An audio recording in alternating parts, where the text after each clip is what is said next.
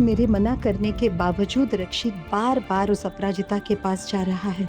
वो रक्षित जिसने आज तक अपनी माँ की एक बात नहीं टाली।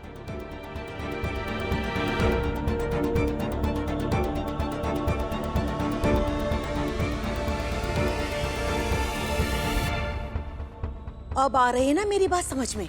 यही कहना चाह रही थी मैं सुधा तुमसे।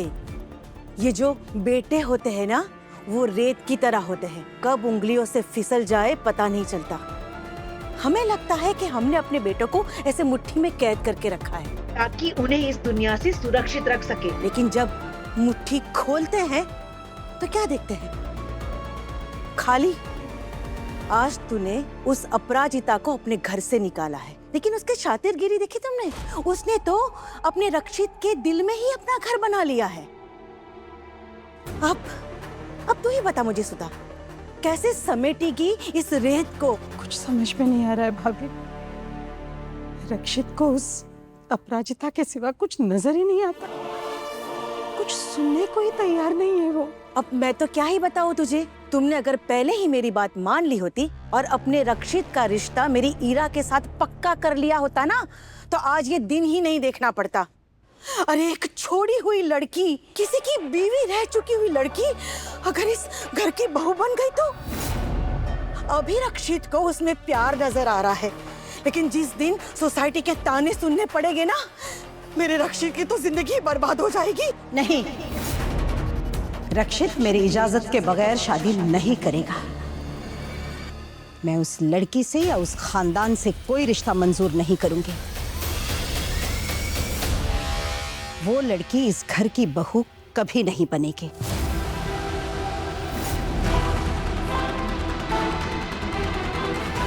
यही तो चाहती थी मैं। अब आया ना ऊंट पहाड़ के नीचे।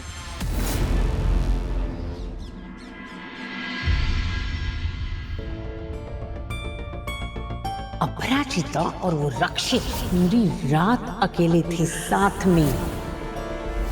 इसका मतलब रक्षित और अप्पू को गुरछर्रे उड़ाने की पूरी क्लीन चिट मिल गई। अगर तुम यहाँ रहोगे तो रश्मि के साथ तुम्हारी शादी नहीं होगी, क्योंकि मुझे रश्मि के साथ अप्पू का रहना मंजूर नहीं है। ये सब तेरी वजह से हो रहा है अप्पू। अपना तो घर तोड़ा ही, अब मेरी बेटी का घर बसने नहीं दे रही है। मेरे फैसलों की वजह से पहले माँ को तकलीफ, फिर रक्षित सर को, और अब अविनाश और रश्मि को हो रही। निश्चित ने आपसे यही मांगा था ना कि मेरे दुख पर ही कम मत कीजिए, लेकिन मेरे अपनों को कोई तकलीफ मत दीजिए। फिर ऐसा क्यों होता है कि जो भी मुझसे जुड़ता है उसे हमेशा तकलीफें ही मिलती हैं?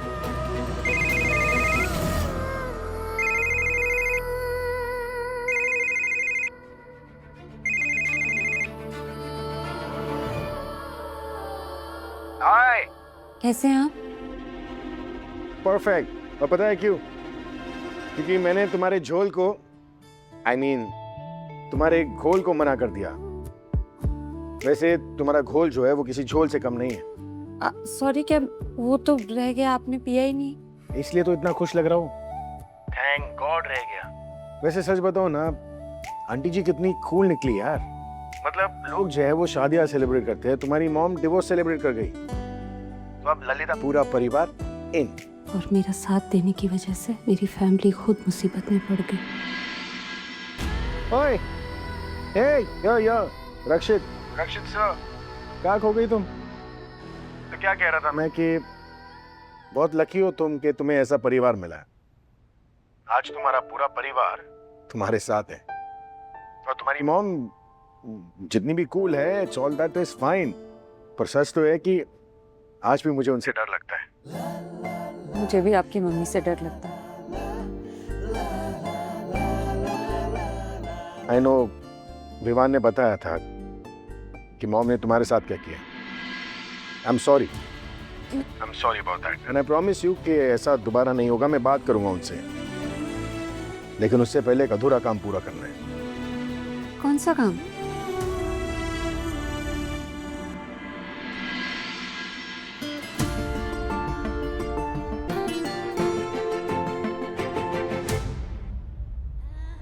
कोई भी माँ अपने बेटी की ये हालत देखकर गुस्सा तो होंगी ना। आंटी जी, जो कुछ भी हुआ है मैं उसके लिए हाथ जोड़ के आपसे माफी मांगती हूँ।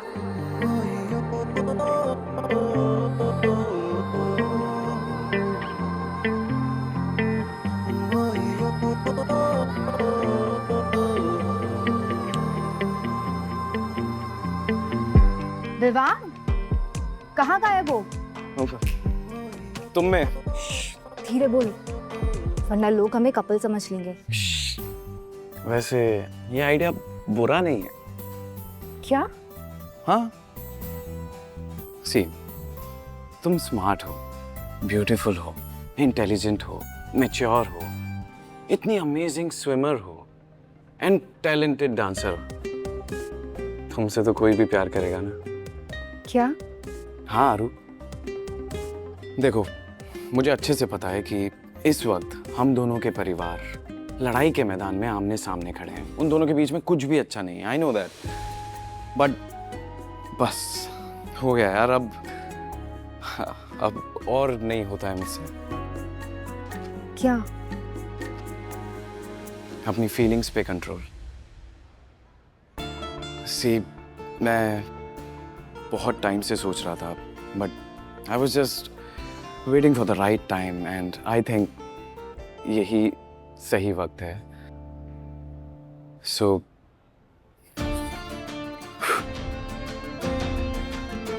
आई लव यू आरू।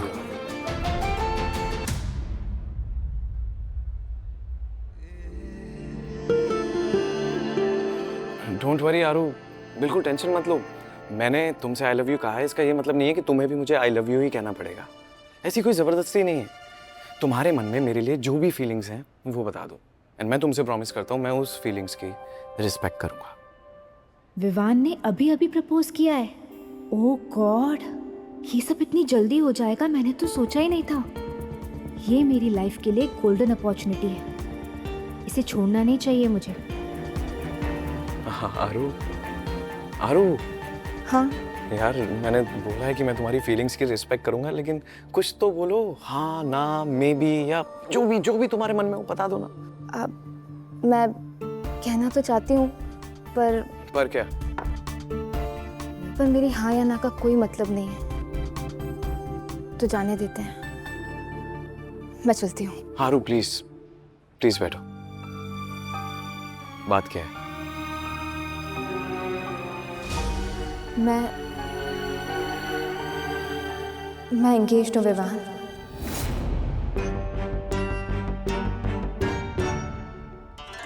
क्या?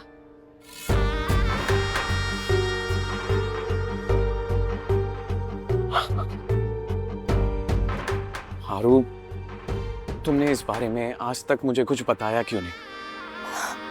मैं क्या बताती कि मेरे मम्मी पापा मेरी जबरदस्ती शादी करा रहे हैं और मैं उन्हें ना नहीं कह पा रही हूँ, या फिर वो मेरी सुन ही नहीं रहे हैं। क्या बताती मैं? एक सेकेंड, क्या बोला तुमने? जबरदस्ती? हाँ, जैसे उन्होंने अप्पू दी की शादी कराई, अरेंज मैरिज। तुमने तो देखा ही ना कि अप्पू दी की शादी का क्या रिजल्ट है। शायद मेरी किस्मत में भी यही लिखा है। लेकिन आरू, ये तुम्हारी लाइफ है, तुम्हारी जिंदगी का सवाल है। टेक चार्ज, मना कर दो ना। एक लड़की होके मना करना बहुत मुश्किल होता है विवाह। आरू, बस एक बार ये मुश्किल काम तुम कर दो, उसके बाद में मैं तुमसे वादा करता हूँ कि हम दोनों के परिवार को मैं मनाऊंगा हमारे रिश्ते के लिए। बस एक बार ये काम कर दो प्लीज। मैं नहीं कर पाऊंगी, मेरे मम्मी पापा ये सह नहीं पाएंगे। एक लड़की की शादी टूट रही है और दूसरे की एंगेजमेंट। आई थिंक हमें अब नहीं मिलना चाहिए, क्योंकि मैं अगर तुमसे ज्यादा मिलूंगी ना तो मैं खुद को रोक नहीं पाऊंगी। I am sorry. Aaru, Aaru, आरू,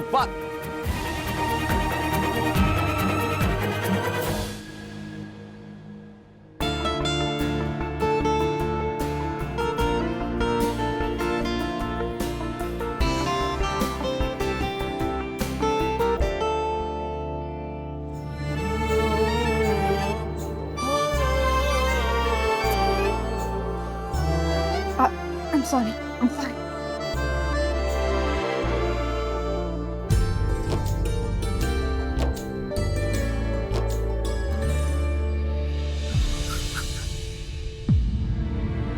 सारे ऑफिशियल डॉक्यूमेंट हैं इस केस के, आप देख लीजिए एक बार।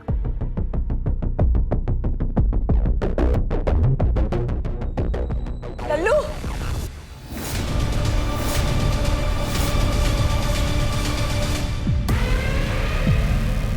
देखा अम्मा, तेरी बहू अभी भी अपने आशिक के साथ बैठी है।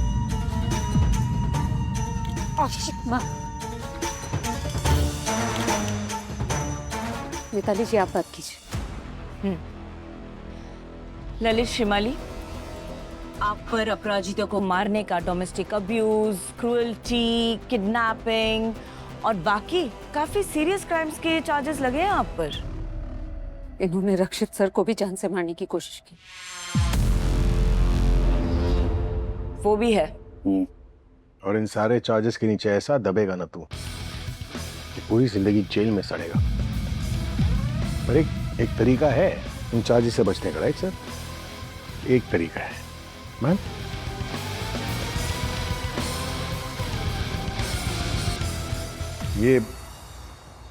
ये है म्यूचुअल अग्रीएबल डिवोर्स एग्रीमेंट। इस पर साइन कर दे और हम सारे चार्जेस जो है वापस ले लेंगे। It's that simple.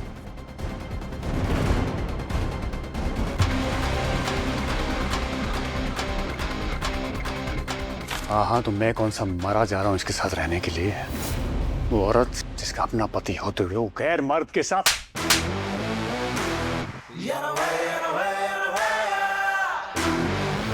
अपराजिता के बारे में एक शब्द भी कहा ना तो 2 और मारूंगा, फिर कहा तो 4 मारूंगा। अब तो या तो 2 की टेबल याद रख। चुप बैठ।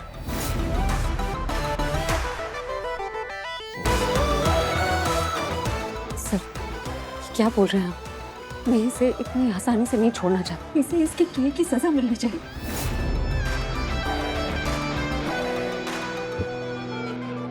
अपू बेटा अभी भी टाइम है, माफ कर दे उसे और तू कंप्लेंट वापस ले ले।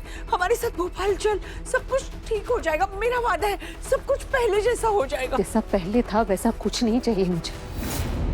इतना सब कुछ होने के बाद भी आप अपने बेटे का साथ दे रही हैं। ललित शिमाली, आप डिवोर्स पेपर पे साइन कीजिए।